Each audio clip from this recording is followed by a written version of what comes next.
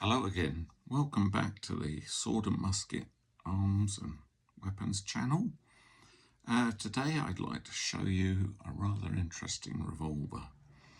I'm doing this a little bit in the wrong order, and maybe I ought to be looking at the earlier marks first, but almost dying to tell you about this because I'd love to see the reaction from people who didn't know, because I certainly didn't know before I discovered the Webley Fosbury.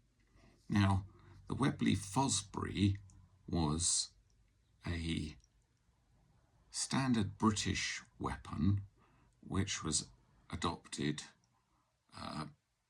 around about the World War I period, but it had something very, very special about it. And this one, not only is it a beautiful example of a mechanically intriguing object, it has a nice bit of history that someone started doing some really decent research on. Now, British officers would... Okay, so to get the nervous people amongst you satisfied, let's just check that the weapon is clear. And you can see that, and I can see that the weapon is clear. By breaking open the revolver, we can see that the chambers are empty and the barrel is empty, so we're safe to proceed in this instance.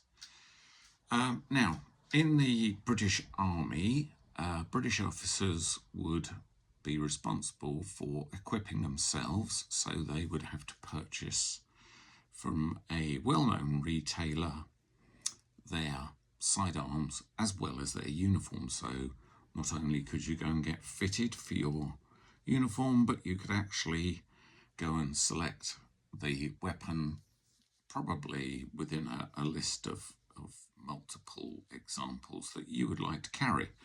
So this pistol was selected by a particular officer from the Army and Navy stores, and it says along the top of the rib, Army and Navy CSL. So that is the retailer's address to this revolver. It's in standard 455 Ely. It is a 6-shot revolving weapon, and it has a 6-inch barrel. Has lovely wooden grips, rather more in the style of what we call the bird's head or beak type angular grip. But there is a lot more to this revolver than first meets the eye. And if you were a German attacking a British position, you would be more than likely highly surprised at how quickly your opponent was getting his shots off. And these were produced really because of the rise of semi-automatic pistols. And this was an attempt to stop the lack of sales of revolvers in general. Now, what is it? How does it work? Well, it's in fact a recoil-operated revolver. In the lower frame and the upper frame are separate, and in fact move from each other. And in the base of the lower frame is a lug. This is a very strong lug which picks up the movement of the cylinder in these grooves. And you can see that there's like a Y shape.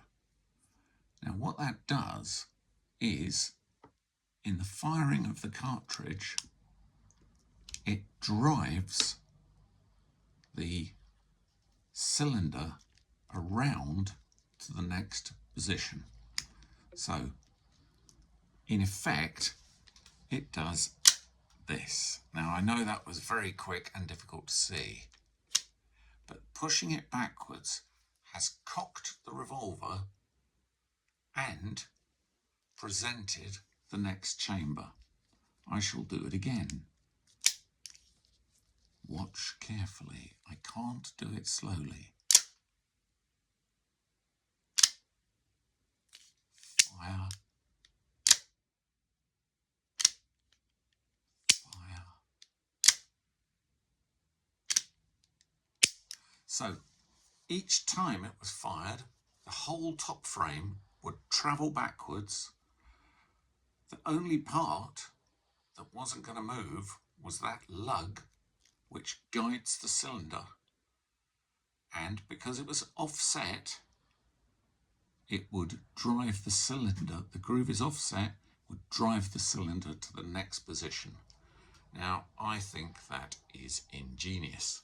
Of course, it wasn't the first, and the Germans had their own version of it, which they called the zigzag revolver.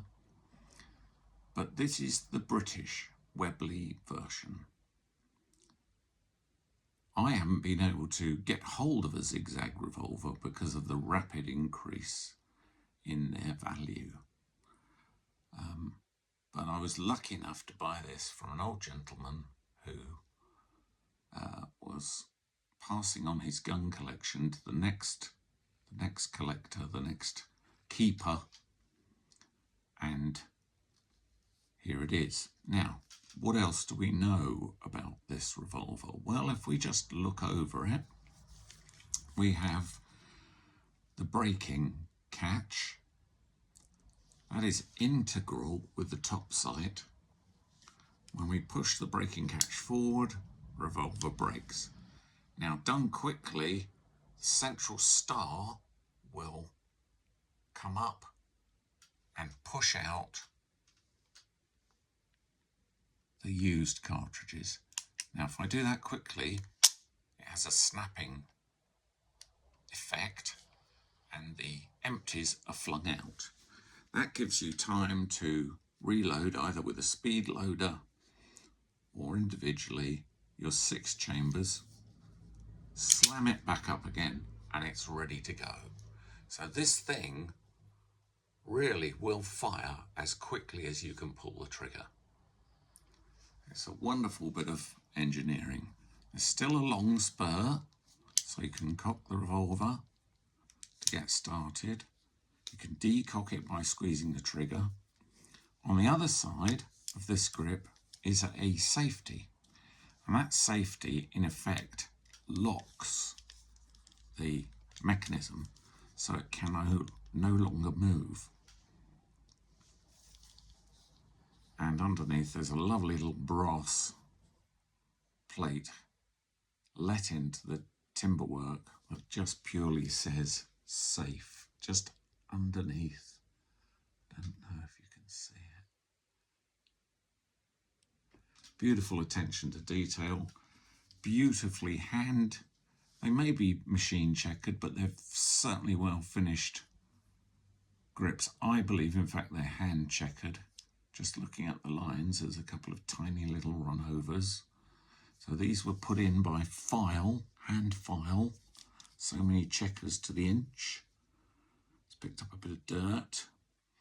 Serial number, which will be important, is 961. So it's quite an early one because the total produced was only about 20,000. Along the top we can see the model name, the Webley Fosbury Automatic. Now, and on this side it says 0.455 cordite only. Unfortunately, the revolver was a bit of a flop in the trenches, per se, because of dirt. As soon as you get something in here or down there, it's going to interfere with the smooth operation of the weapon. And for such reasons, it was basically a little bit too complicated for its own good, which is a real shame, because I should imagine 6 shots of .455 coming at you in very rapid succession would be something that might persuade you to take to the ground or seek cover fairly quickly. If we just quickly look over the revolver, being British, it's got British proof marks. The Webley cylinder is just the Webley, symbol of the flying bullet or pellet is just there, but it's a bit faint. This revolver shows usage. High edge wear. It's still got its original bluing, but there is corrosion trying to get a grip. So this one has to be looked after carefully. Grips are original, tiny split on this side at the front, and a little chip missing there. Now, we have no idea when that happened, but I'm not going to fuss about it and try and repair it or fake it up. This is a service weapon. It's been to battle. We know it's been to battle. There is a lanyard ring to keep it about your person in a serious struggle. Now, what do we know about this? Well, CSL, Army and Navy were good enough to keep records about what they'd sold and, wonderfully, who they'd sold them to. So, if you contact the correct institution these days, you can source records from people like the Army and Navy. And this is an old-fashioned photocopy of an Army and Navy ledger for centerfire revolvers. It gives the serial number. Down the left-hand side, it says revolvers, central fire, Webley Fosbury. Got a whole list of them. 6-inch barrel, maker W Webley, size of bore 455, order number, date of invoice 10th of 12th 02. So that's when it went in to the register. The 5th of the 10th,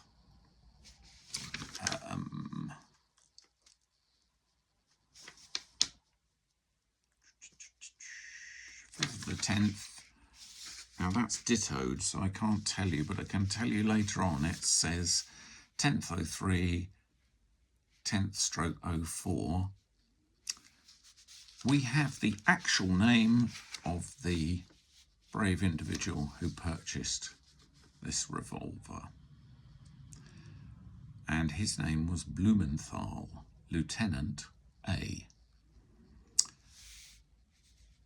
The revolver was sent on the 12th of 11th 04 to Bombay by the SS Caledonia. Now, all that information is here in black and white, along with the records of many, many others. So we have a distinct link. So, Lieutenant A. Blumenthal received his revolver sometime in 1904, and he in fact paid £15 10 shillings for it. We have done a little bit more research. We know that Adolf L. Blumenthal was born in 1883 in London. He joined the Royal Field Artillery Calcutta Battery as he was a captain. He became a major in the 1st Ammunition Column. Basically, he was chasing the Germans around in German East Africa from the 18th of September 1914. We know that he got the Victory Medal, the British Medal, and the 1914 medal. That we know from his medal card that he served in the Indian Expeditionary Force C, arriving in East Africa in the 14th of September, in September 1914. Before that, he was in the Royal Regiment of Artillery. He was seconded for services, seconded for services as an adjutant to the Indian Volunteer Artillery in 1911. So this was his chosen weapon. And he did his bit. And my bit is to preserve it, to look after it, and respect it. Because it's a fantastic piece of engineering. And it has survived at least 120 years. And it is as good today as it was the day it was ordered. There is the slightest misting down the barrel. It's got 7-groove right-hand twist rifling and packed quite a punch. So there we are, the Webley Fosbury Automatic. Because it didn't really succeed on a major scale, it did rather earn the name, or the two names, of the Fosbury Flop, who was a high jumper who had a particular way of clearing the high jump, and because of its weaknesses with dirt and ingress of materials, would sometimes be known to fail, but a very interesting piece of British military history that spent most of its time in Africa chasing the Germans around in the east. It certainly did its bit, and now it's back here in Blighty and is held under a 7-1 collector's ticket. It's vital that we don't lose the link with these historical events. These are a direct link, along with the gentleman's medals. I don't have his medals. Someone has. Obviously, his clothes and his uniform are long since gone, and he has. But he did his bit, and he went to foreign climes to do it. So that is a very strong reason for collecting and studying development of firearms and their historic use in the UK. Please stick with me. Look out for interesting things for your own collections. Other things are available on the website at www.buyswordandmusket.co.uk. I'm always interested in your input, your stories and information. Nobody is above ever learning. I'm always keen to hear other bits or snippets of information that anybody has got. So click like or subscribe, visit the website, and thanks for joining By Sword and Musket again.